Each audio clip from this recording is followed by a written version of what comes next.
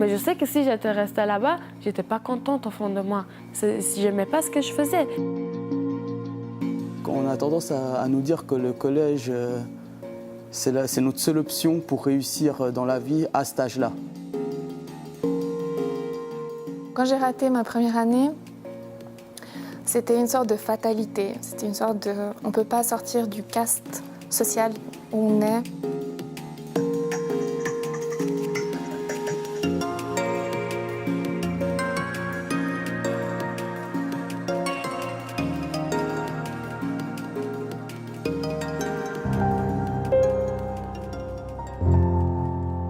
Une fois que j'ai terminé le cycle, j'étais premièrement au collège. J'étais au collège car au cycle d'orientation, on m'a dit que le collège c'était le meilleur endroit où je pouvais aller. Et à part le collège, toutes les autres écoles ne sont pas bien. Donc j'ai été là-bas, mais malheureusement je me suis rendu compte que ce n'était pas pour moi, très vite même. Donc après cela, j'ai décidé d'aller à l'école de commerce, où j'ai fait les 2 premières années en Matu Pro. Et en deuxième année, j'ai malheureusement pas réussi l'année et du coup j'ai redoublé, mais ils m'ont mis en CFC d'employé de commerce. J'ai réussi le CFC, mais je ne savais toujours pas quoi faire et je me rappelle en troisième année à l'école de commerce, j'ai fait une visite aux Cités des Métiers à Palexpo où il y avait justement ce stand de l'école hôtelière de Genève. Et ça m'a plu et du coup j'ai décidé de poursuivre mes études dans l'hôtellerie. Mais malheureusement après ces 3 ans et demi, je me suis rendu compte que l'hôtellerie n'était pas vraiment fait pour moi. Et du coup j'ai décidé aujourd'hui donc de continuer mes études mais à temps partiel à l'Haute École de Gestion. J'ai commencé en fait à l'école des Paquis. J'ai débuté avec un semestre en retard parce qu'on était des sans-papiers, c'était un petit peu difficile, etc. Je me rappelle que c'était compliqué, je ne comprenais rien au départ.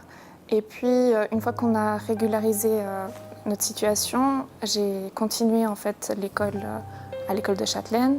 J'ai poursuivi au cycle, ensuite au collège. Et là, au collège, au départ, j'étais dans une classe normale. Et entre deux, j'ai fait une demande pour passer en bilingue anglais. Et j'ai continué ainsi après l'université. Donc la première année de médecine, je l'ai loupée, comme 85% des gens. Ça a été compliqué, ça a été difficile parce que tout le travail fourni n'était pas suffisant. Et je me suis battue, j'ai vraiment travaillé pour ensuite passer en deuxième année. Et c'est comme ça que débute un long parcours, mais qui a une belle fin. Je suis arrivée en Suisse à l'âge de 13 ans. J'ai fait 12 ans de classe d'accueil au cycle d'orientation. La classe d'accueil, c'était une classe qui a été organisée par l'EFPC pour les élèves qui venaient d'arriver en Suisse, qui ne parlaient pas français. Et ensuite, mon conseiller a préparé le document pour que je puisse y aller à l'école de CIP, classe d'insertion professionnelle. Mes amis me disaient tout le temps « Ah, mais Sky, tu rigoles, c'est n'importe quoi, ils font rien ». Je suis allée pendant 10 mois. Et c'était l'année la plus belle scolaire que j'ai eue en Suisse. Et ensuite, j'ai trouvé une place de pré-apprentissage en tant qu'assistant en pharmacie. J'ai continué 10 mois. Je n'ai pas aimé. J'ai quand même obtenu mon attestation. Et ensuite, avec l'aide de mon conseiller d'orientation, j'ai trouvé une place d'assistante de bureau. J'ai fini les 12 ans, j'ai eu mon attestation d'AFP avec la promotion. Là, je suis en première année de CFC Profil E et je travaille chez PwC. C'est une entreprise d'audit. Maintenant, j'adore ce que je fais et enfin, j'ai réussi de trouver ce que j'aime et ce qui me correspondait vraiment.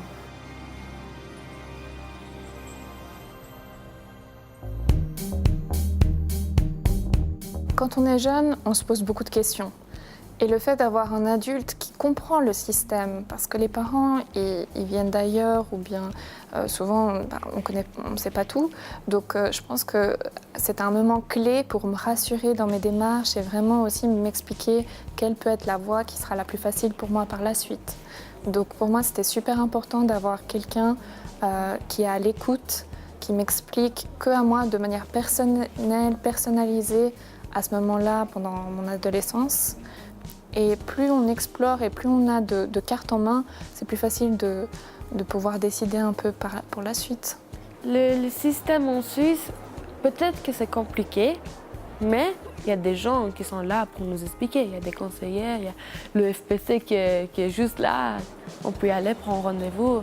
Ils sont là, ils discutent avec nous et tout. Et puis ici, à l'EFPC, moi, combien de fois je suis allée, j'ai pris rendez-vous pour avoir un conseiller juste pour qu'elle m'explique. Est-ce que c'est faisable?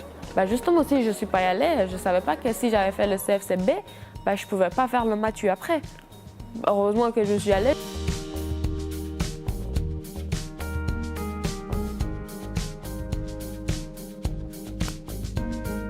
Le système scolaire en Suisse est excellent dans les opportunités. Il faut juste savoir toquer à la bonne porte et faire des recherches. En restant sur place, on ne pourra pas avancer. Donc bouger, demander des conseils, écouter aussi peut-être les expériences des autres. Il y a des professionnels qui sont là pour nous. Aujourd'hui, je suis très contente parce que aujourd'hui, je suis en première année de CFC, emploi et de commerce élargi. Et j'aime beaucoup. C'est grâce à ce système que j'ai pu autant changer d'avis. J'aurais jamais pu changer d'avis comme je l'ai fait moi dans un autre pays. J'ai eu toute la liberté avec ça, j'ai pu changer d'avis. Même aujourd'hui, je peux continuer mes études et travailler à côté. Tout est en place pour qu'on puisse trouver notre voie et qu'on puisse au final faire ce qui nous plaît.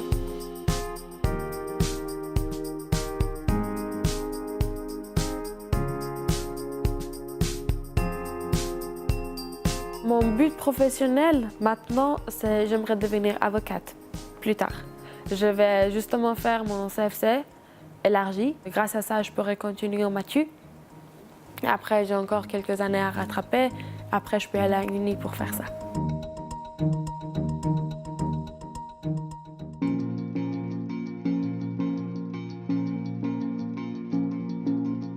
Quand j'ai doublé ma deuxième année en MATU et que je me suis retrouvé en deuxième année en CFC, là, je voulais absolument réussir le CFC. J'avais aussi, à ce moment-là, j'avais fait 18 ans et j'avais toujours pas de diplôme, on va dire. Donc là, c'était une motivation d'avoir au moins un diplôme et d'avoir quelque chose, une sécurité au moins. Quand j'ai raté ma première année, c'était une sorte de fatalité. C'était une sorte de... On ne peut pas sortir du caste social où on est. Mes parents n'ont pas pu poursuivre leurs études. C'était comme si j'héritais de toutes ces souffrances et toutes ces injustices, etc. Et après, je me suis dit, il faut vraiment que tu te reprennes en main et que tu travailles encore plus, même encore plus que les autres, pour montrer de quoi tu es capable. Je voulais réussir. Si je restais en pharmacie, là j'avais fini, j'avais eu mon CFC et je travaillais en tant qu'assistant en pharmacie. Mais je sais que si j'étais restée là-bas, j'étais pas contente au fond de moi. Si j'aimais pas ce que je faisais. Je me suis renseignée, j'ai dit que j'aimais pas, on m'a encore donné des feuilles à remplir, ce que j'aime, ce que j'aime pas. J'ai rempli et au final j'ai vu qu'à l'école de commerce me correspond beaucoup plus. Ça ressemble beaucoup à ce que je suis qu'assistant en pharmacie.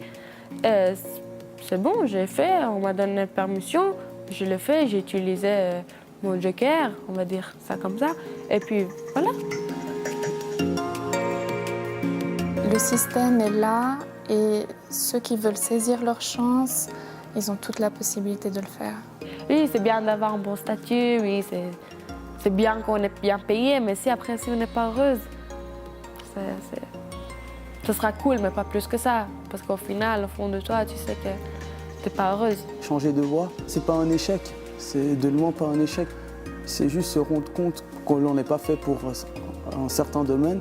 Peut-être qu'on ne sait pas pourquoi on est fait et on va essayer. Peut-être on se dit, je vais me lancer là-dedans et peut-être ça va me plaire et peut-être pas. Et puis peut-être je vais encore changer ma voie. En tout cas, ce qui serait un échec, c'est réussir quelque chose, mais au plus tard, on n'est pas content.